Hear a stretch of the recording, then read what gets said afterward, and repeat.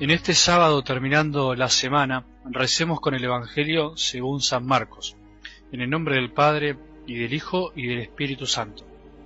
Le trajeron entonces a unos niños para que los tocara, pero los discípulos los reprendieron. Al ver esto, Jesús se enojó y les dijo: «Dejen que los niños se acerquen a mí y no se lo impidan, porque el reino de Dios pertenece a los que son como ellos». Les aseguro que el que no recibe el reino de Dios como un niño no entrará en él. Después los abrazó y los bendijo imponiéndole las manos. Palabra del Señor.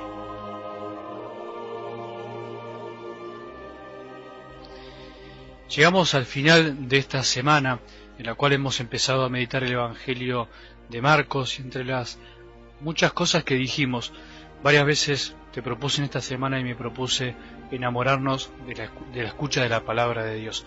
Enamorarnos, esperarla como uno espera el alimento de cada día, porque en la medida que nos enamoramos de lo que Dios dice, de lo que Dios dice a través de Jesús, inevitablemente nos vamos enamorando de Él. De la misma manera que te enamoras de lo que dice tu mujer, tu marido, te enamoraste en algún momento de sus palabras, de sus miradas, de sus gestos, te enamorás de lo que piensa, de lo que siente. De la misma manera, Dios quiera que el escuchar la palabra nos lleve a eso, a enamorarnos, a entusiasmarnos con cada cosa que Jesús nos dice, porque Jesús vino a eso, a este mundo, no solo a librarnos del pecado, sino a que nos enamoremos de Él, que nos enamoremos de Dios, de su persona y de todo lo que Él nos enseña. Y en este camino te propongo hacer una especie y breve síntesis de lo que hemos visto esta semana, de lo que hemos escuchado, y me animo a sintetizarlo de alguna manera con una frase o pensando qué es lo que ha intentado Jesús en esta semana. En definitiva, Jesús ha venido también a este mundo a enseñarnos a amar.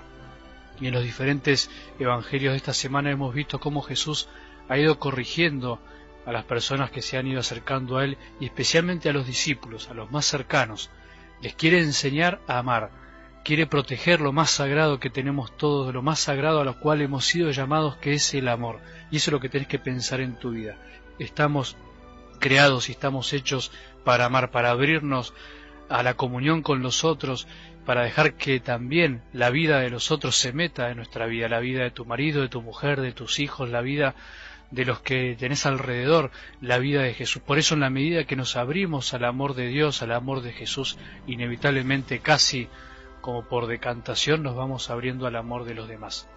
Y por eso a Jesús decíamos que no le gustaba las discusiones, y se metía a frenar esas discusiones y quería dialogar cara a cara con el padre de este hijo que estaba endemoniado, y sacaba lo mejor de él, sacaba esta petición de fe: Señor, creo, pero ayúdame a creer más.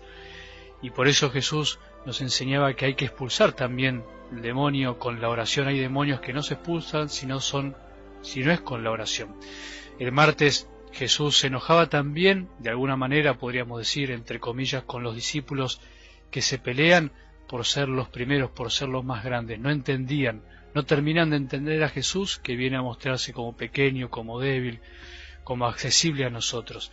Y por eso se enoja y les dice que el que quiera hacerse el primero debe hacerse el último de todos y el servidor de todos. Entonces, todas lecciones de amor, que para amar hay que hacerse igual al otro, no hay que pretender tener el monopolio del bien, sino hay que saber que hay mucho bien a nuestro alrededor, que muchos hacen el bien, que muchos también se abren al amor, como también nos vamos abriendo nosotros los que seguimos a Jesús.